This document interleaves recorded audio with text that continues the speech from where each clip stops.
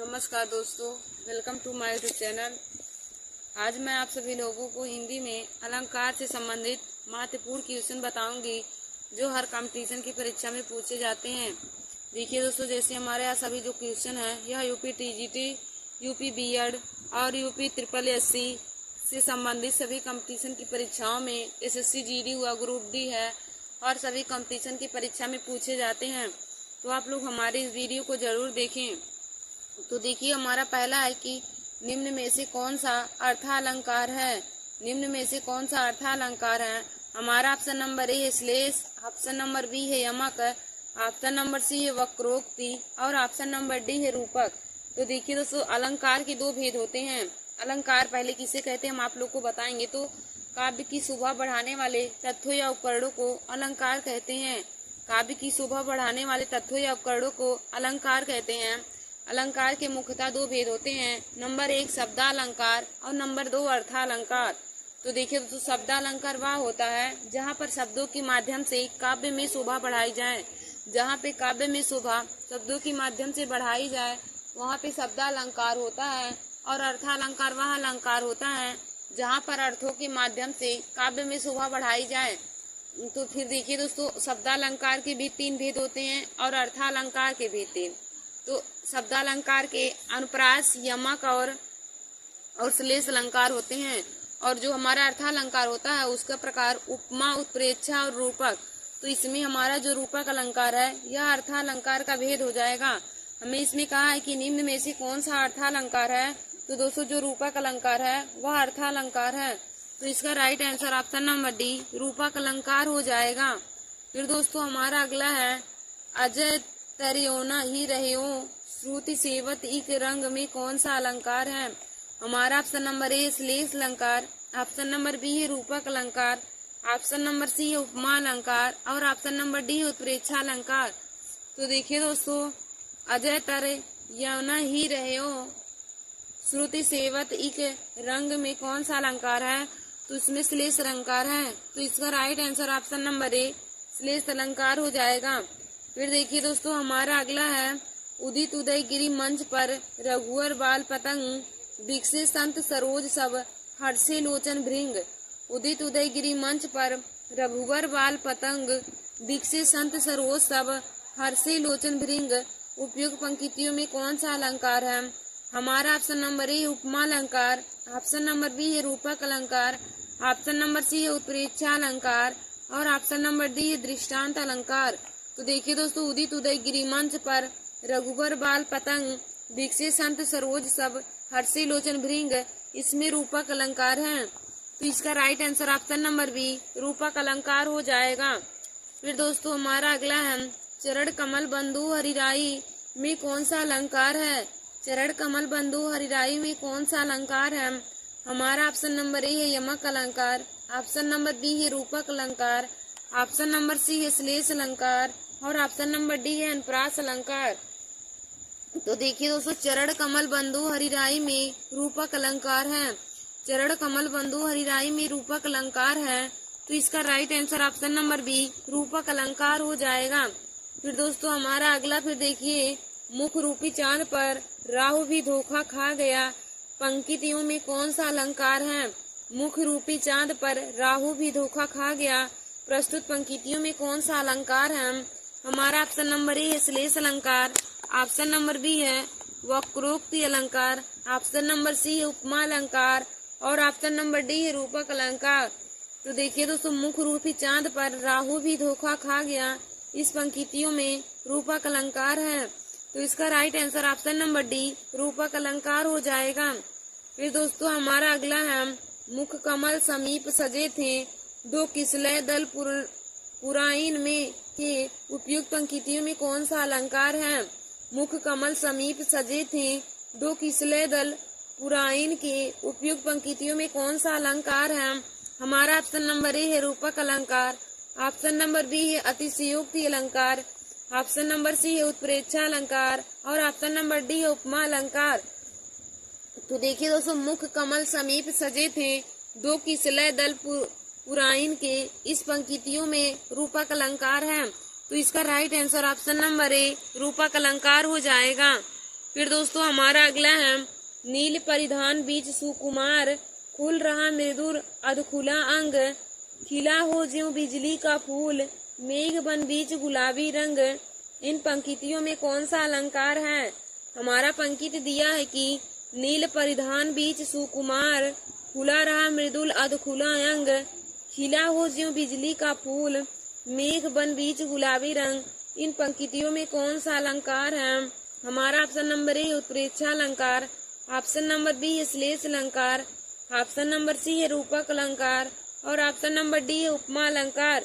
तो देखिए दोस्तों इन पंक्तियों में उत्प्रेक्षा अलंकार है, तो इसका right answer option number A उत्प्रेक्षा अलंकार हो जाएगा। फिर दोस्तों देखिए हमारा अगला है जब उपमेय में उपमान की संभावना प्रकट की जाए तो वहाँ पे कौन सा अलंकार होता है? जब उपमेय में उपमान की संभावना प्रकट की जाए तो वहाँ पे कौन सा अलंकार होता है?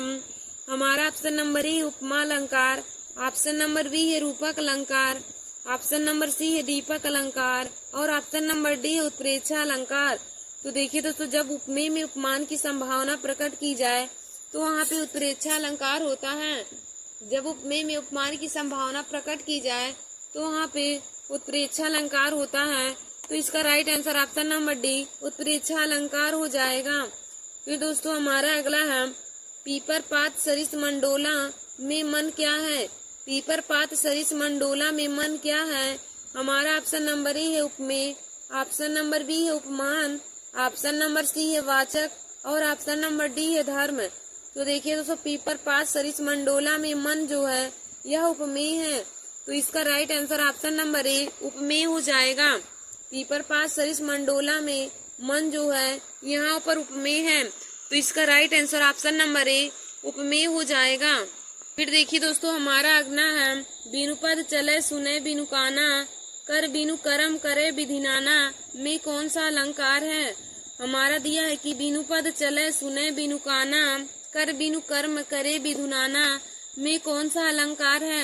हमारा ऑप्शन नंबर ए है विभावना अलंकार, ऑप्शन नंबर बी है विशेषोक्ति अलंकार, ऑप्शन नंबर सी है असंगति अलंकार और ऑप्शन नंबर डी है दृष्टांत अलंकार।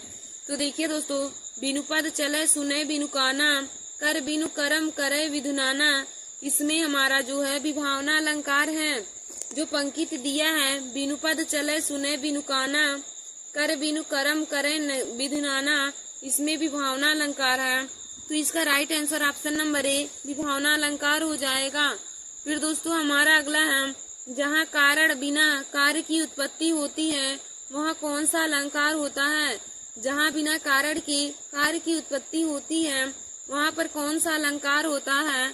हमारा ऑप्शन नंबर ए है विभावना अलंकार, ऑप्शन नंबर बी है विशोक्ति अलंकार, ऑप्शन नंबर सी है असंगति अलंकार और ऑप्शन नंबर डी है दीपक। तो देखिए दोस्तों जहाँ बिना कारण के कार्य की उत्पत्ति होती है वहाँ पर विभावना अलंकार होता है। जहाँ बिना कारण के कार्य की उत्पत्ति हो जाए वहाँ पे विभावना अलंकार हो जाएगा, तो इसका right answer option number A विभावना अलंकार हो जाएगा। फिर दोस्तों हमारा अगला दिया है दृग ऊर्झत टूटत कुटुम, जुरत चुरत जुरत चतुर चित प्रीति, परत गांठ दुर्जन ही ये, दई नहीं यह रीत। उपयुक्त दोहे में कौन सा अलंकार है? हमारा ऑप्शन नंबर ए है विषम, ऑप्शन नंबर बी है असंगति, ऑप्शन नंबर सी है व्यतिरेक और ऑप्शन नंबर डी निदर्शना। तो देखिए दोस्तों इसमें असंगति अलंकार है, तो इसका right answer option number B असंगति अलंकार हो जाएगा। फिर दोस्तों हमारा देखिए अगला दिया है बीती विभावरी जागरी, अंबर पनघट में डूबे रही, तारा घाट उषा नागरी। उपयुक्त पंक्ति में कौन सा अलंकार है? हमारा पंक्ति क्या दिया है बीती विभावरी जागरी, अंबर पनघट में डूबे रहो, तारा घट उषा नागरी। उपयुक्त पंक्ति में कौन सा अलंकार है? हमारा ऑप्शन नंबर ए है यमक अलंकार, ऑप्शन नंबर बी है उपमा अलंकार, ऑप्शन नंबर सी है रूपक अलंकार और ऑप्शन नंबर डी है उत्प्रेक्षा अलंकार। तो देखिए दोस्तों प्रस्तुत पंक्तियों में रूपक अलंकार है, तो इसका right answer option number C रूपक अलंकार हो जाएगा। देखिए दोस्तों फिर हमारा अगला है उसी तपस्वी से लंबे थे, देवदार दो चार खड़े थे में कौन सा अलंकार है? उसी तपस्वी से लंबे थे, देवदार जो दो चार खड़े थे, में कौन सा अलंकार है? हमारा ऑप्शन नंबर ए श्लेष अलंकार, ऑप्शन नंबर बी है अतिशयोक्ति अलंकार, ऑप्शन नंबर सी है परिसंख्या अलंकार और ऑप्शन नंबर डी है प्रतीप। तो देखिए दोस्तों, इसमें प्रतीप अलंकार है, तो इसका right answer option number D प्रतीप हो जाएगा। फिर हमारा अगला दिया है कि निम्नलिखित पंक्तियों में कौन सा अलंकार है? हमारा पंक्ति दिया है, एक म्यान में दो तलवारें कभी नहीं रह सकती हैं, किसी और पर प्रेम नारियां पति का क्या सह सकती हैं? एक म्यान में दो तलवारें कभी नहीं रह सकती हैं, किसी और पर प्रेम नारियां पति का क्या सह सकती हैं? हमारा ऑप्शन नंबर ए है दृष्टांत, ऑप्शन नंबर बी है समासोक्ति, ऑप्शन नंबर सी है विभावना और ऑप्शन नंबर डी है विभावना। तो देखिए दोस्तों, इसमें दृष्टांत अलंकार है, तो इसका राइट आंसर ऑप्शन नंबर ए दृष्टांत हो जाएगा। फिर दोस्तों हमारा अगला देखिए दिया है, फूले काज सकल मही छाई, जनु बरसा ऋतु प्रकट बुढ़ाई। फूले काज सकल मही छाई, जनु बरसा ऋतु प्रकट बुढ़ाई में कौन सा अलंकार है? हमारा ऑप्शन नंबर ए है उत्प्रेक्षा अलंकार, ऑप्शन नंबर बी है उपमा अलंकार, ऑप्शन नंबर सी है रूपक अलंकार और ऑप्शन नंबर डी है श्लेष अलंकार। तो देखिए दोस्तों, जो हमारा पंक्ति दिया है इसमें जनु शब्द आया है और हमने आप लोग को बताया भी है कि जहाँ पर जिस पंक्ति में मन मानो मनहु या फिर जन जानो जनहु शब्द आएगा वहाँ पे हमेशा उत्प्रेक्षा अलंकार होगा। तो यहाँ पे हमारा जनु जो शब्द आया है इसलिए इसमें उत्प्रेक्षा अलंकार हो जाएगा। तो इसका right answer option number A उत्प्रेक्षा अलंकार हो जाएगा। फिर दोस्तों हमारा अगला है, यह मुरलीधर की अधरान धरी अधरान धरेगी, यह मुरलीधर की अधरान धरी अधरान धरेगी, इसमें कौन सा अलंकार है? हमारा ऑप्शन नंबर ए है रूपक अलंकार, ऑप्शन नंबर बी है यमक अलंकार, ऑप्शन नंबर सी है उपमा अलंकार और ऑप्शन नंबर डी है उत्प्रेक्षा अलंकार।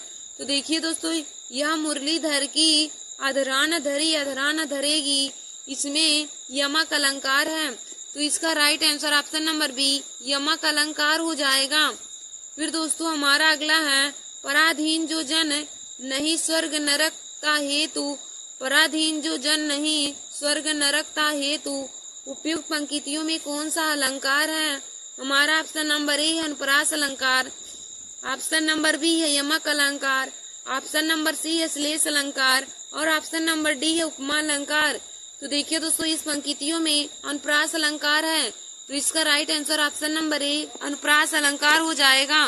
धन्यवाद दोस्तों, ऐसे हमारे वीडियो को देखने के लिए और हिंदी के महत्वपूर्ण टॉपिक को पाने के लिए आप सभी लोग हमारे YouTube channel Nancy success classes को लाइक और सब्सक्राइब कर लें और अपने दोस्तों में शेयर करना ना भूलें। देखिए दोस्तों, आज हमने आप सभी लोगों को हिंदी में अलंकार से संबंधित महत्वपूर्ण क्वेश्चन बताया है जो हर कंपटीशन के परीक्षा में पूछे जाते हैं।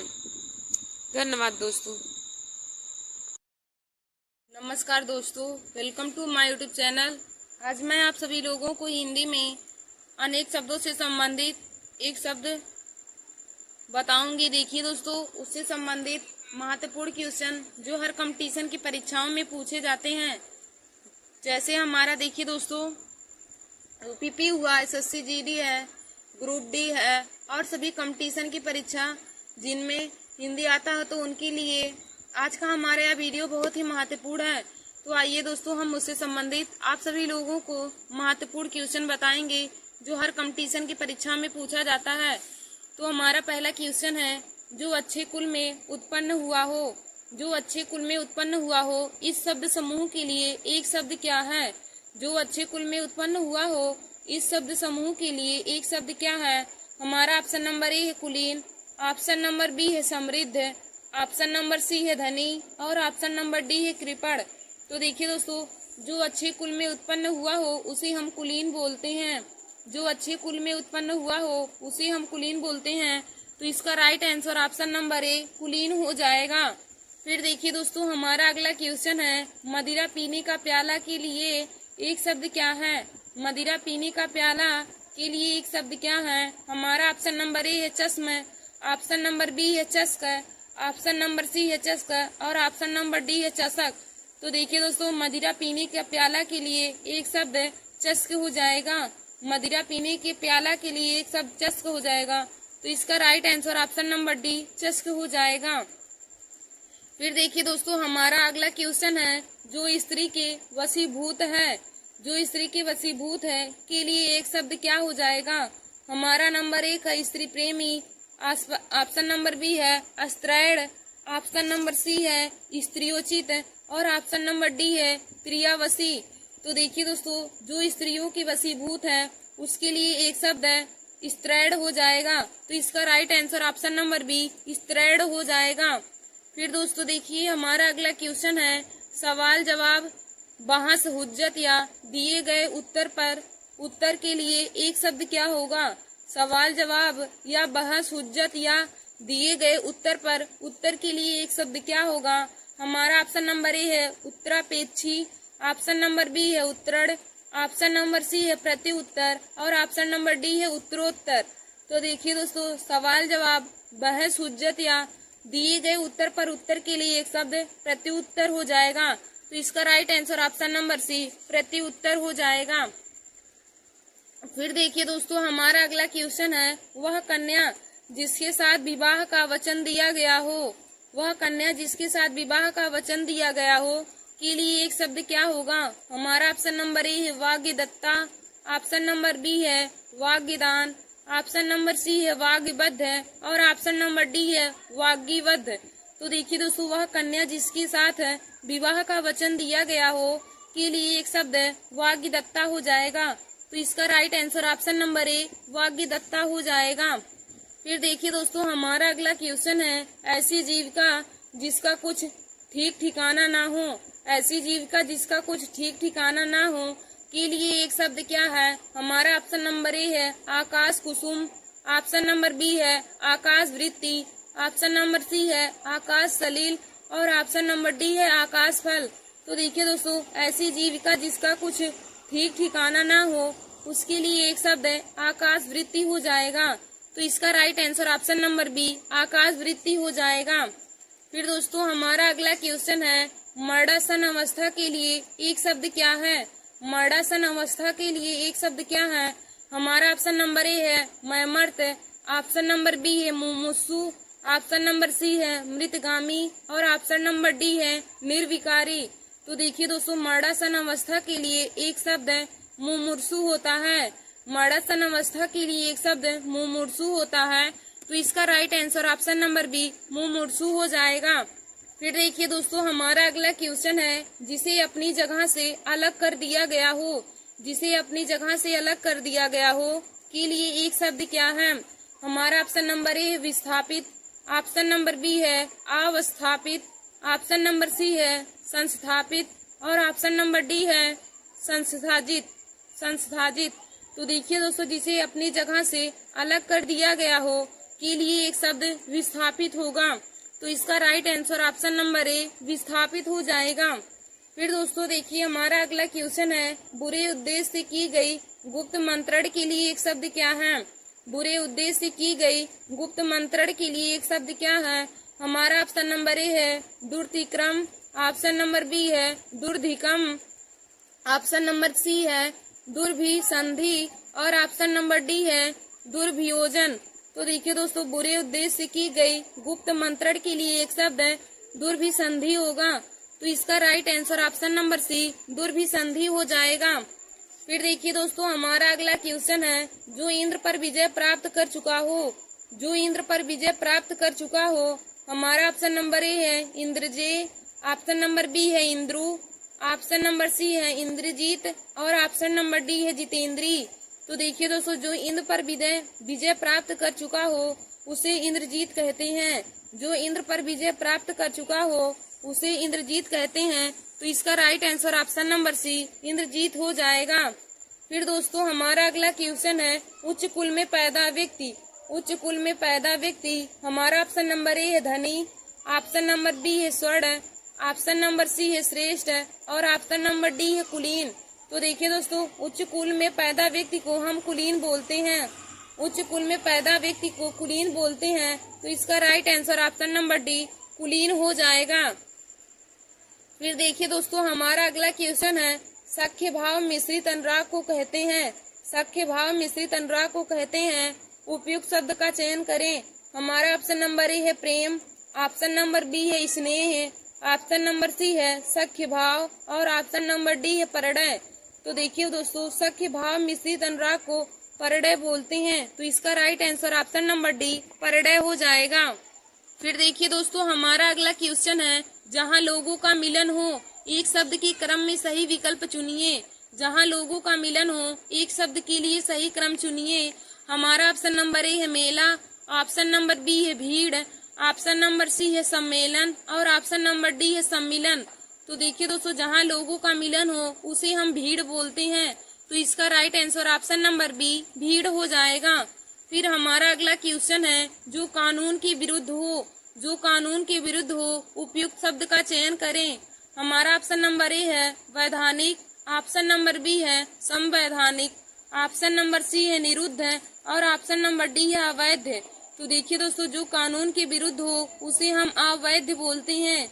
जो कानून के विरुद्ध हो उसे अवैध बोलते हैं। तो इसका right answer option number D अवैध हो जाएगा। फिर देखिए दोस्तों, हमारा अगला क्वेश्चन है, रंग भवन किसे कहा जाता है। हमारा ऑप्शन नंबर ए है रंगा हुआ भवन, ऑप्शन नंबर बी है रंग बनाने का कारखाना, ऑप्शन नंबर सी है नाट्य गृह और ऑप्शन नंबर डी है रंगरेलियां मनाने का स्थान। तो देखिए दोस्तों, रंग भवन नाट्य गृह को कहते हैं। तो इसका right answer option number C नाट्य गृह हो जाएगा। फिर देखिए दोस्तों, हमारा अगला क्वेश्चन है, त्रिकालज्ञ किसे कहा जाता है। हमारा ऑप्शन नंबर ए है 3 समय तक, ऑप्शन नंबर बी है तीनों समय को जानने वाला, ऑप्शन नंबर सी है कालतीत और ऑप्शन नंबर डी है सर्वज्ञ। तो देखिए दोस्तों, त्रिकालज्ञ मतलब 3 कालों को जानने वाले को सर्वज्ञ बोलते हैं। तो इसका right answer option number D हो जाएगा। फिर हमारा अगला क्वेश्चन है कि प्रतिघात के लिए कौन सा शब्द समूह सही होगा। प्रतिघात मतलब किसे कहते हैं। हमारा ऑप्शन नंबर ए है चोट के बदले चोट, ऑप्शन नंबर बी है भारी चोट, ऑप्शन नंबर सी है हत्या और ऑप्शन नंबर डी है उल्टे हाथ से चोट। तो देखिए दोस्तों, प्रतिघात चोट के बदले दी गई चोट को हम प्रतिघात बोलते हैं। चोट के बदले दी गई चोट को प्रतिघात बोलते हैं। तो इसका राइट आंसर ऑप्शन नंबर ए हो जाएगा। फिर दोस्तों, हमारा अगला क्वेश्चन है, किसी कार्य में दूसरे के आगे बढ़ने की इच्छा अर्थ देने के वाला एक शब्द क्या होगा। किसी कार्य में दूसरे के आगे बढ़ने की इच्छा अर्थ देने वाला एक शब्द क्या होगा।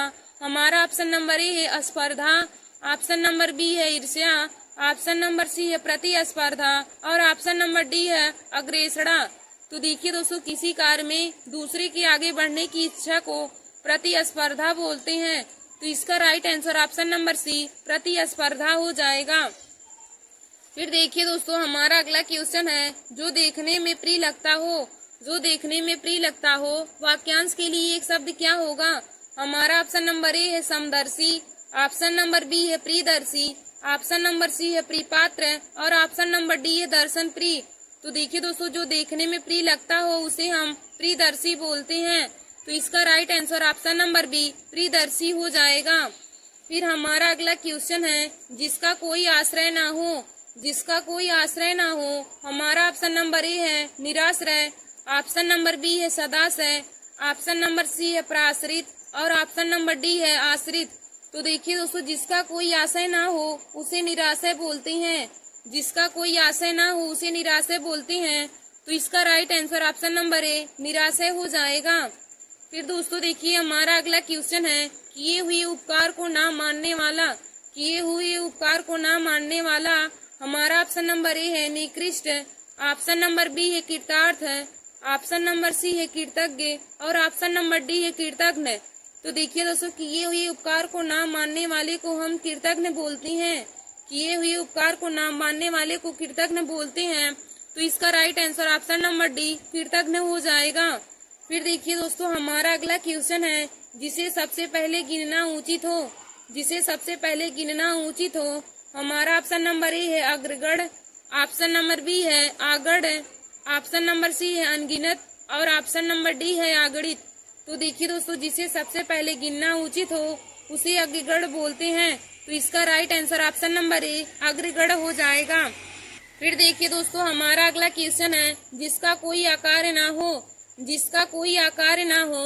हमारा ऑप्शन नंबर ए है निराकार, ऑप्शन नंबर बी है निर्विकार, ऑप्शन नंबर सी है निर्विकल्प और ऑप्शन नंबर डी है निर्गुण। तो देखिए दोस्तों, जिसका कोई आकार ना हो उसे हम निराकार बोलते हैं, जिसका कोई आकार ना हो उसे निराकार बोलते हैं। तो इसका राइट आंसर ऑप्शन नंबर ए निराकार हो जाएगा। फिर दोस्तों देखिए, हमारा अगला क्वेश्चन है, जो सब कुछ जानता हो, जो सब कुछ जानता हो। हमारा ऑप्शन नंबर ए है जिज्ञासु, ऑप्शन नंबर बी है सर्वसम्मानित, ऑप्शन नंबर सी है सर्वज्ञ और ऑप्शन नंबर डी है अविश्वस्त। तो देखिए दोस्तों, जो सब कुछ जानता हो उसे सर्वज्ञ बोलते हैं, जो सब कुछ जानता है उसे सर्वज्ञ बोलते हैं। तो इसका right answer option number C सर्वज्ञ हो जाएगा। फिर देखिए दोस्तों, हमारा अगला क्वेश्चन है, गुण दोष का विवेचन करने वाला, गुण दोष का विवेचन करने वाला। हमारा ऑप्शन नंबर ए है शिक्षक, ऑप्शन नंबर बी है पिता, ऑप्शन नंबर सी है मालिक और ऑप्शन नंबर डी है समालोचक। तो देखिए दोस्तों, गुण दोष का विवेचन करने वाले को हम समालोचक बोलते हैं, गुण दोष का विवेचन करने वाले को समालोचक बोलते हैं। तो इसका right answer option number D समालोचक हो जाएगा। फिर हमारा अगला क्वेश्चन है, उत्पादक जमीन को क्या बोलते हैं। हमारा ऑप्शन नंबर ए है खेतिहर, ऑप्शन नंबर बी है कृषिपूर्ण, ऑप्शन नंबर सी है नम और ऑप्शन नंबर डी है उर्वरा। तो देखिए दोस्तों, उत्पादक जमीन को उर्वरा कहा जाता है, उत्पादक जमीन को उर्वरा कहा जाता है। तो इसका right answer option number D उर्वरा हो जाएगा। फिर दोस्तों, हमारा अगला क्वेश्चन है, जो समान ना हो, जो समान ना हो। हमारा ऑप्शन नंबर ए है विकट, ऑप्शन नंबर बी है गुरु, ऑप्शन नंबर सी है आसम और ऑप्शन नंबर डी है लघु। तो देखिए दोस्तों, जो समान ना हो उसे हम आसम बोलते हैं। तो इसका right answer option number C आसम हो जाएगा। फिर दोस्तों, हमारा अगला क्वेश्चन है, जिसमें दूर की बात सोचने की शक्ति हो, जिसमें दूर की बात सोचने की शक्ति हो। हमारा ऑप्शन नंबर ए है कल्पनाशील, ऑप्शन नंबर बी है दूरदर्शी, ऑप्शन नंबर सी है कनिष्ठ और ऑप्शन नंबर डी है वरिष्ठ। तो देखिए दोस्तों, दूर की बातों को सोचने की शक्ति जिसमें हो उसे हम दूरदर्शी बोलते हैं। तो इसका right answer option number B दूरदर्शी हो जाएगा। फिर दोस्तों, हमारा अगला क्वेश्चन है, जो खाने योग्य नहीं है, जो खाने योग्य नहीं है। हमारा ऑप्शन नंबर ए है अखाद्य, ऑप्शन नंबर बी है अनुचित, ऑप्शन नंबर सी है सड़ा और ऑप्शन नंबर डी है सीला। तो देखिए दोस्तों, जो खाने योग्य ना हो उसे हम अखाद्य बोलते हैं, जो खाने योग्य ना हो उसे हम अखाद्य बोलते हैं। तो इसका right answer option number A अखाद्य हो जाएगा। फिर दोस्तों, हमारा अगला क्वेश्चन है, सिर्फ अपना हित चाहने वाला, सिर्फ अपना हित चाहने वाले को क्या कहते हैं। हमारा ऑप्शन नंबर ए है प्रार्थी, ऑप्शन नंबर बी है निवेदक, ऑप्शन नंबर सी है स्वार्थी और ऑप्शन नंबर डी है हितार्थी। तो देखिए दोस्तों, सिर्फ अपना हित चाहने वाले को स्वार्थी बोलते हैं। तो इसका right answer option number C स्वार्थी हो जाएगा। फिर हमारा अगला क्वेश्चन है, जो पहले कभी ना हुआ हो, जो पहले कभी ना हुआ हो। हमारा ऑप्शन नंबर ए है नया, ऑप्शन नंबर बी है अभूतपूर्व, ऑप्शन नंबर सी है नॉनवेज और ऑप्शन नंबर डी है अंकुर। तो देखिए दोस्तों, जो पहले कभी ना हुआ हो उसे हम अभूतपूर्व बोलते हैं। तो इसका right answer option number B अभूतपूर्व हो जाएगा। धन्यवाद दोस्तों, ऐसी हमारे वीडियो को देखने के लिए और हिंदी के महत्वपूर्ण टॉपिक को पाने के लिए आप सभी लोग हमारे YouTube channel Nancy success classes को सब्सक्राइब कर लें। देखिए दोस्तों, आज हमने आप सभी लोगों को हिंदी में अनेक शब्दों से संबंधित एक शब्द के लिए महत्वपूर्ण क्वेश्चन करवाए हैं, जो हर कंपटीशन की परीक्षा में पूछे जाते हैं। तो दोस्तों, आप सभी लोग हमारे इस वीडियो को देखना ना भूलें और अपने दोस्तों में भी शेयर कर लें। धन्यवाद दोस्तों।